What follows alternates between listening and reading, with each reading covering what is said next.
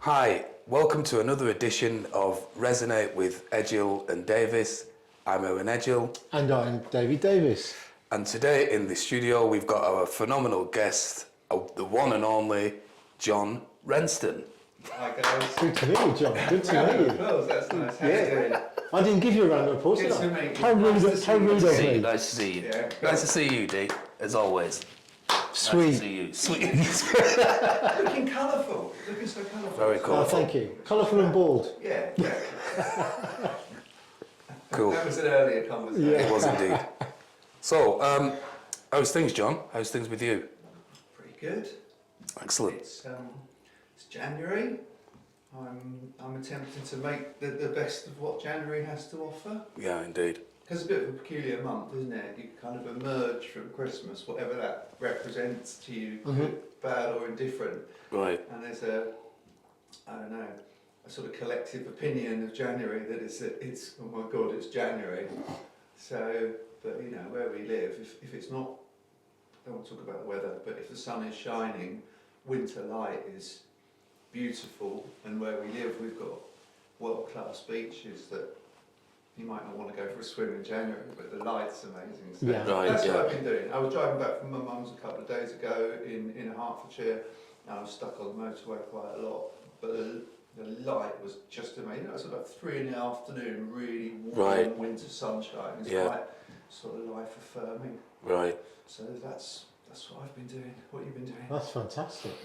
Well, I've not been well actually for the past week. I've been laid up with a heavy cold, and then you've had the same, haven't you, D? Yeah, I've just recently coming over the other side of it. So that particular element of January is never good because it seems to be an annual thing. Whether that's the wind down of building up to this fantastic thing called Christmas, and then you just like you can breathe again. Whether that's all to do with that, I've no idea. But nonetheless, Yeah. Cool. just treat it as another month. Yeah, for sure, exactly. I know if it is one of your 12 months in the year, it would be a shame to just write it off every year. It's like, I mean, it depends what's going on in your life, really, doesn't it? Yeah, For a yeah. lot of people, Christmas has brought things to a head. So in January, you might be dealing with the fallout of it, Right. or you could just be dealing with the financial fallout of it, of Right. having to kind of stump up the cash for Christmas, and then January, you're completely skinned. So it can be it's a bit of a brutal month. Right. For a lot of people, It really is. and I've actually got a good feeling about this year, which is unusual because I was thinking that I've not had a really positive feeling about a year. It's a bit of a kind of arbitrary thing to say, isn't Yeah. it? But I hear what you mean. probably not had that for 6 or 7 years, where I was literally on New Year's Eve thinking, oh, I've got a good feeling about this year. So, you know, but then it's a selfish good feeling. I've got a good feeling for me Right. about this year. For other people that I know, it's obviously going to be, you know, a really Different, difficult yeah, year. yeah. I'm hoping this one's going to be mine. Good for you. But Good for you. but I'd like to share that. So if you want it to be your year too, then you know, have it, do please. So that's what I've been doing. I'm trying Cool. to stay positive in January. I've been training. I've been going to the gym. I've been swimming. I've been doing finger strength exercises for my climbing. I've just been trying to be like a kind of good, slightly swotty version of myself. Because you roll into Christmas, there's all these kind of indulgences come at you, don't you? Yeah, You know, yeah. chocolates here and stuff there, and yeah. booze here and there, and now I'm purgative state, really. If I was to ask the question, John, of who are you, could you just explain that to the viewers on who you are and kind of what you do? And Yeah, I could do like sort of 30-second summary of me. please. And To the camera. Hi everybody, I'm John Rensten. I'm 57 years old and I teach foraging, which means my job is quite peculiar. I I point at things that are free and then I charge people for it.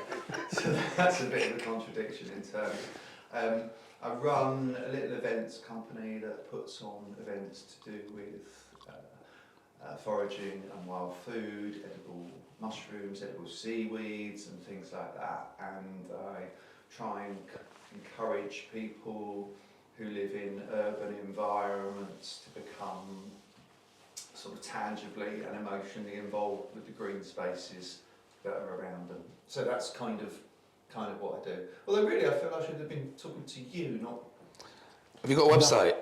What's your website? I have got... Are we here to plug? Yes, indeed. Plug away. foragelondon.co.uk. Okay. Which is a total misnomer because I've lived in Dorset for 10 years now and my website is still called Forage London. But I do lots of stuff in Dorset and lots of stuff in Hampshire and quite a lot of stuff in London. So did you start in London originally then? I lived in London for about 20 years before I escaped. Where do you forage in London? All over the place. London's a foraging mecca. Really? Yeah, really. You have to kind of...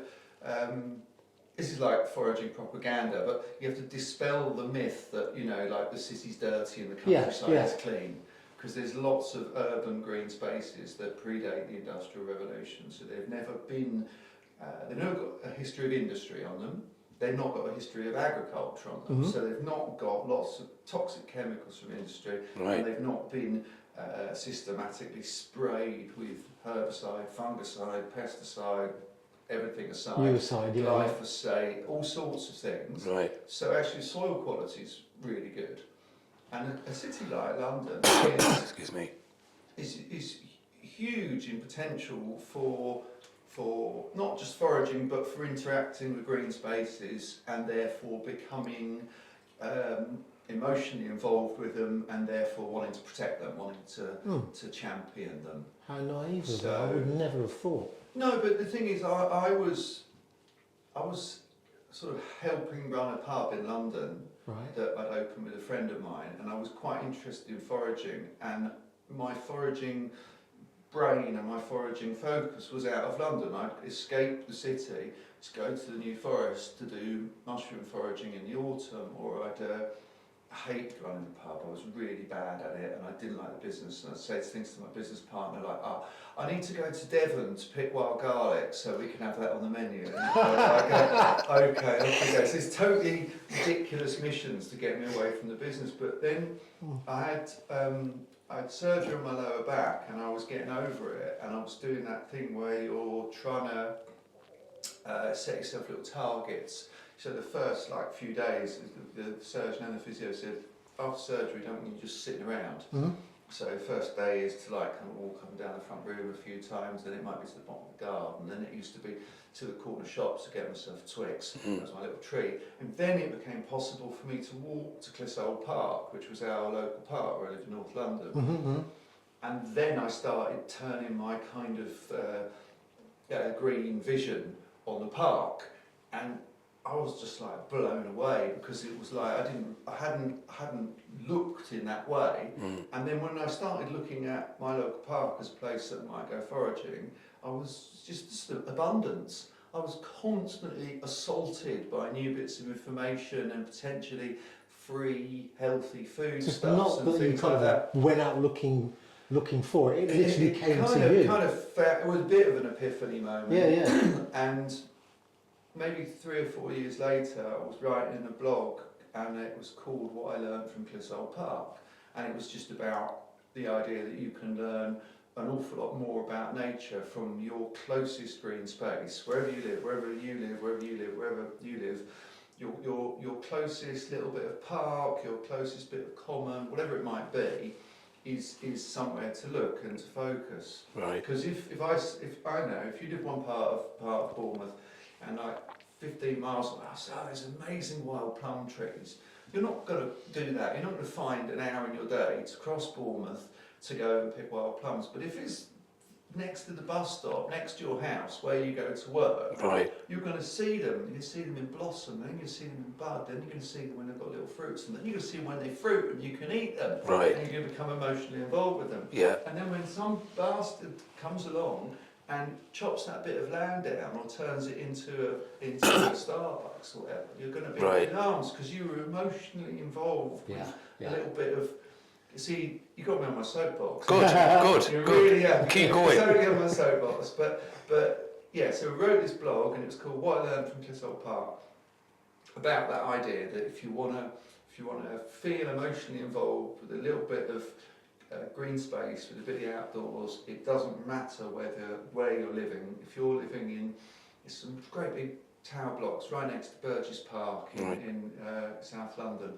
Burgess Park is like a kind of, for me, like a foraging mecca. Right. And it's only just over the road from those flats. It's there, it's available to people. It's got wildflower meadows, it's got bits of woods, it's amazing. Anyway, so it got to the end of my blog, What I Learned from Clissold Park, and I just thought, I'll write a list of all the plants that I've foraged out of here. These are for food or for Medicinal. simple medicinal. So let's call it herbal first aid. Mhm. Right. And I wrote this list, and I got up to 175 plants. Wow. And that's from one not particularly remarkable, not even a square mile of almost central London. And I'm sure if I'd carried on living there and I'd wanted to get it up to 200 to make it a kind of better number, I could do. So, Wow. so that was not me describing me in 30 seconds, was it? No, but nonetheless, it was 30 seconds of one being on that soapbox, which... It's a bit of a diatribe, wasn't it?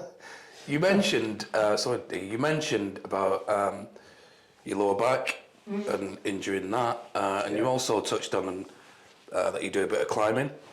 How has that impacted your climbing, and how did you do your back in the first place? I did my back in when I was about 21, lifting a photocopier out the back of a car. I was, at the time, for my sins, I was a photocopier salesman, and I desperately needed to get this machine into my car, out of my car, I can't remember. So You do not look like a photocopy machine. And I don't feel, and I look at photographs of them and I think, who is that guy? You know that, there's there's a musician whose music I don't particularly like, James Taylor, country music. Right, yeah. And one of his lines is, "There's nothing stranger to a man than a man he used to be." And, you know, I look at photographs of this guy who's 21 with big hair and an 80s suit, he's a photocopier salesman. It's like, I do not really. Also, I changed my name for this. My name was John Robson. Right. Because I got sick of repeating and spelling Rensten to people. So actually, not only was I a different person, I had a whole different name. And anyway, so John Robson put his back out, greedily trying to get the photocopier into the client to get his commission by the end of the month. Right. And you know, tall bloke who hadn't done any exercise for a while, and I had a prolapsed disc, and then that got better after about 3 or 4 months, and then it went again after about a year. Then it got better. You know, it was an on-off pattern through my 20s and 30s, and I kind of didn't do the exercise really that I should have done, and I masked the times when it went wrong with lots of prescription or recreational drugs. My lifestyle wasn't enormously healthy. Right. And then I can't remember. It must have been about 40, maybe 41. Yeah. And then my back went really badly, and I had a discectomy, which is a really small operation, a 25-minute operation. It just cut a little bit of the prolapsed disc out. And then this is getting somewhere towards climbing, right? It took me a year to get over that. Right. And while I was getting over it, my friend Neil, who was obsessed with climbing, who used to go to the Castle Climbing Centre, which is a huge building in London. Right. Like, the Victorians were brilliant. They couldn't build a water pumping station. They had to build it looking like a 200-foot high Gothic castle. So there's this 200-foot high Gothic castle with 4 turrets, called the Castle in North London, right next to Clissold Park, where I wrote the blog about, and it's about 3 or 4 minutes from my house. And I kept promising Neil, I promise when I get over my surgery, my back gets better, I'll go climbing with you. So one day, about a year after surgery, when I was 41, I went to the Castle Climbing Centre with Neil, and it was another kind of epiphany. It was like a religious moment for me. I went in there and we climbed and we did all this stuff, and I was really crap at it. And we went to the pub afterwards, and him and his two friends, they were kind of, I think I was with my wife Ellie. They were looking at us like that. We were like, what? They were like, are you going to join our club? All words to that effect. And we were like, yes, we're in. And then we became obsessive about it. Like, we would end up going climbing 5 times a week. And it's ironic that I now live in Dorset, where there's loads of outdoor climbing, and I climbed much more when I lived in London. Then you're doing. But so the climbing, the back problems haven't been a problem for the climbing. The climbing is the thing that came as a result of having those back problems. Right. And it then gave me about 8 years of obsessive climbing, indoors, outdoors, and on holidays. Pain free. I would say, apart from the odd incident, yeah, pain free. But I was massively over enthusiastic and without really very much climbing technique. So I would injure myself quite, like a kind of a newborn foal. Yeah. Can't walk properly. That was me, like eager. Try to scrape my legs and bandagement back to my knee. And I did lots of minor injuries. And but I had about 10 years of just doing that and really doing that quite obsessively. And that's going to be brilliant for your backs. Climbing, it's a full body workout, and it's really amazing for your core, which you've got lower back problems. It's posture, great. Yeah. And I was reading about mindfulness a few years ago, and I realised that I actually teach mindfulness, because when I teach foraging, I'm getting people to look at the little picture and to look at the big picture. Right. And it's an activity that is mindful, as opposed to me saying, let's all just sit here and mindfully drink this cup of tea, or whatever we've got. Right. Which is you're bringing mindfulness to it. Foraging is mindful, and climbing is like the pinnacle of mindfulness. Right. If you're halfway up a sea cliff, you are not thinking about your shopping list. You're so in the moment, it's ridiculous. You're just zunk, and that's lovely. And then when I wasn't able to climb for a few years, because my injury, my lower back became a neck problem. Yeah. I really missed it. I really missed that kind of shunk that your brain's in there. So the answer is that the climbing just massively contributes to. I would urge anybody and everybody who's got back problems to do some climbing, to go to find a climbing centre that's got roped climbing, so you're climbing walls. It's got these things called auto belays, which are like, imagine like a baby bouncer for grown-ups. Yeah. So you wear a harness, and then you're clipped on here, and you climb up, and you climb. It doesn't matter if you're scared of heights, because you can go up like 6 foot, and you just let go, and it goes zzz, and lowers you back down. Right. And that is a kind of like an introduction to what you might do, and it's so good for your brain. It's so good for your body. I've seen like people in the Paralympic team and things like that climbing. People who climb, they've got leg missing. People who climb in all sorts of states that you think, I can't do this. Yeah. When you're feeling a bit broken physically. Yeah. But yeah. So now I'm climbing on my my climbing soapbox. I'm banging. How did the back injury and the fact that you couldn't do what you used to do? Yeah. How did that affect you emotionally? Really badly. Right. So when I was 49, I was really ridiculously healthy, feeling amazing, and had about 8 or 9 years of this sort of climbing lifestyle behind me. Right. And I say for about a decade, me and Ellie didn't go on holiday that wasn't a climbing holiday.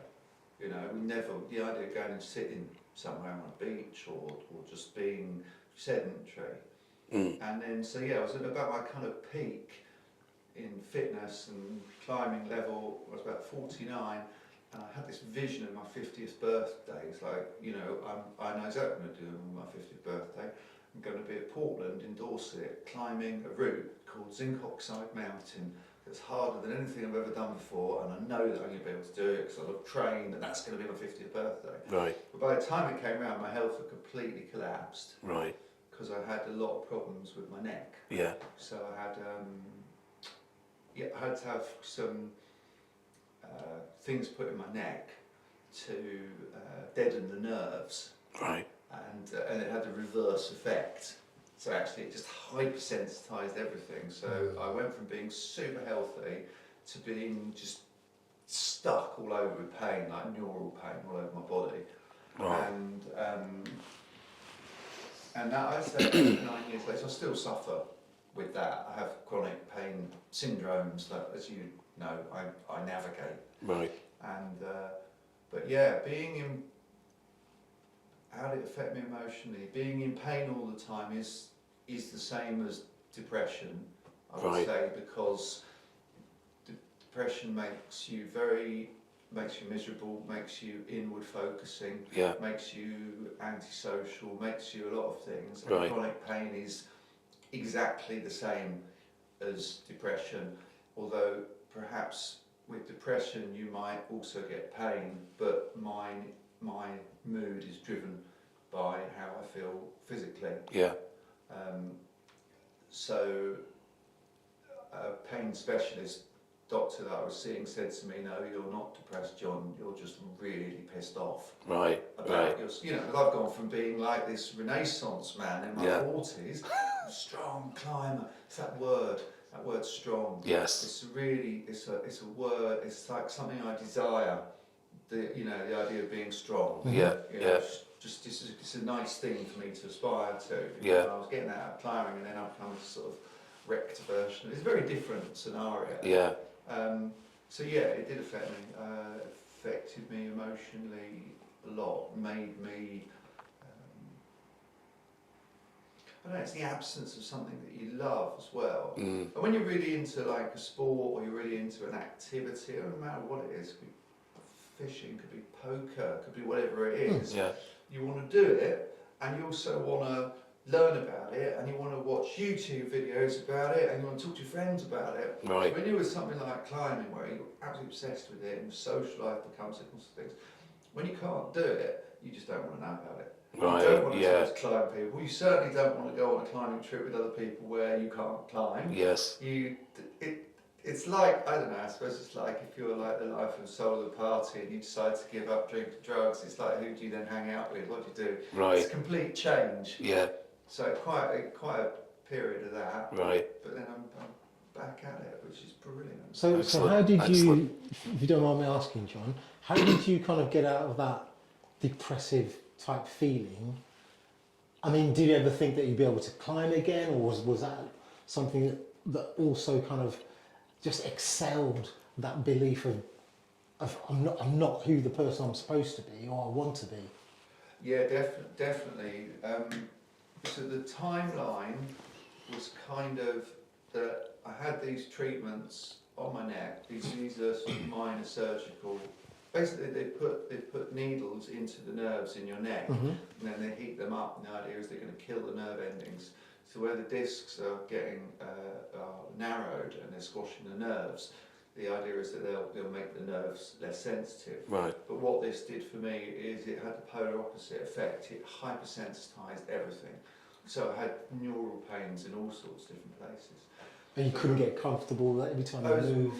Like much worse than couldn't get comfortable, like really horrible, Yeah. just like existing in a state of pain the whole time. So I physio, all sorts of other things like that. I started doing mindfulness, breathing exercises, lots of things like that. Then I managed to get back to climbing and doing physical stuff because I decided I would kind of try and befriend my condition, and I would say, like, I'm going to take my pain climbing. Right. And I remember I had a physio once years ago when I had lower back problems, and I said, he'd say, go for a swim, and I said, yeah, but my lower back. He said, well, go. I say I'm in pain. He'd say, that doesn't matter. just say your pain's 5 out of 10. Just, you know, it's a made up number. He said, go for a swim with it. He said, if before swimming it's 5 out of 10, during swimming it's 5 out of 10, and after swimming it's 5 out of 10, you're still in pain, but you've been for a swim. Right, That's right. good. And then the guy that I work with now, the idea is that you increase your activity up and up and up as much as you can, in the hope that everything kind of like falls away. Right. Which is now why I'm climbing, going to the gym, doing swimming, doing things like that. Yeah. I don't do very well when I stop. Yeah. I actually find sitting around for days on end is not only really tiring, it's boring, but all the pain syndromes that are constantly bombarded with other information are able to kind of become more present again, because you've just got nothing else to override them. So John, I just want to, just to bring this thing down for London, I just want to get your views on whoever's watching, because it's very, very interesting what you were speaking about and what you've gone through. And you've showed a lot of resilience in terms of getting through that and being who you are today. So thank you for that. But for those who are watching us and going through a similar type of situation that you went through, what advice would you give them in terms of how to circumvent it and be a bit more optimistic? I think you need a toolkit, basically, because if you're going to have emotional problems which come from pain, or you're going to have problems. I mean, any problem that you have with pain is going to be emotional, isn't it? It's an emotional response. It's where, you know, and you feel all of your emotional responses physically as well, don't you? And if you say, I'm nervous, how do you know you're nervous? Because you can feel it. Right. In love, how do you know you're in love? You can It's feel, a gut feeling, isn't it? It's not just, oh, I know it. There's emotional it's within. responses. So I think you need a toolkit of different things that you can do for different scenarios. So if you are struggling with whatever it may be, and you may find that, you know, doing breathing exercises or whatever it is may be suitable in that scenario, but sometimes you may just find it is not going to be the thing for you. So you have to kind of have these protocols. So as an example, we'll say if you're having problems sleeping, and I find that anything that's to do with depression, chronic pain or anxiety, it's generally not difficult going to sleep. So you go to sleep, whatever time it is, exhausted, and it's the fact that you wake up a couple of hours later. If it's anxiety, then that's the kind of chemical driver for you waking up. If it's depression, it's often very similar. In my experience, if it's chronic pain, it may just be you wake up because you're in pain. Right. So you then need different things you can, personally, this is what I've done. You need doing things you can do, because there's no point going, oh, I'm awake and I do that breathing exercise, right? And then that breathing exercise doesn't work. And you're like, right, so now I'm awake for the whole of the rest of the night with my pain or my anxiety or whatever it is. And I know that tomorrow morning I'm going to be exhausted and I really need, if you get all this motors start running. So what have you got? You've got, in that scenario, you've got a breathing exercise that you do, and then you might have another thing where you lie there and you do a body scan. So you just bring your attention to your toes and then your knees and then your hips. You might find that doesn't work. And you might another thing in your toolkit might be that your doctor's giving you a prescription for diazepam, so you take 2 milligrams diazepam, or whatever it might be, or it might be you go downstairs and you have chamomile tea, or you listen to a podcast, or you have a kind of ultimate protocol, which is like, screw you sleep, I need you, I'm going to actually go downstairs and I'm going to be awake, and you try and push against it, until ultimately you're knackered and you go to sleep. So just having different ways of doing different things. Like I have to talk to my brain like it's a child. If my brain wakes me up in the middle of the night, I'm like, shut up, we need to sleep. My brain's like, no, we need to talk about it. I don't want to sleep. My brain's like, no, that thing with it, come on. And do you get this? Absolutely. So so then I have to say to my brain, no, we'll talk about it tomorrow. My brain's like, I go, look, all right, I promise we'll talk about it tomorrow. My brain carries on. I go, right, look, all right, I promise that at 11 o'clock tomorrow morning, we will actually have a good think about this problem, this thing, but we won't do it right now. Right. And my brain will then go, all right then. And then it stops. Right, I have right. to kind of sort of talk about, because that's like the self and the ego, isn't it? It is. And It is literally like talking to a child, isn't it? it is. Yeah, So yeah. that's something that I do. Right. That's one of the things that doesn't always work. That's one of the things in my toolkit. Yeah. Like if I have 3 or 4 really bad nights sleep in a row, then my protocol is to not go to bed on the 5th night. So stay downstairs, be in the chair, stay awake as long as I possibly can until I fall asleep. I fall asleep in the chair then for 2 or 3 hours. Then I go, when I wake up, I go, oh, I can go to bed now. And just the act of going to bed means I can go and then have another sleep. Right, Whereas right. if I wake up in bed, I'm kind of already... So Yeah. just multiple solutions. It's working to the out a problem. way that's going to suit Yeah, you. and that could be going to physio, that could be talking to your mate, that could be ringing Samaritans, that could be finding some... There's going to be lots of solutions to the problem, so you just don't feel... It's like taking a painkiller. If you're in pain, you take a painkiller, that painkiller doesn't work, where do you go from there? Right. If you've got 7, 8 different solutions to the problem, you feel you have power. Right. You don't feel totally powerless. Yeah. Because you think, I could try that now. Yes. I could try that. And if none of it works, then we come back to, it's another conversation, but it's about acceptance.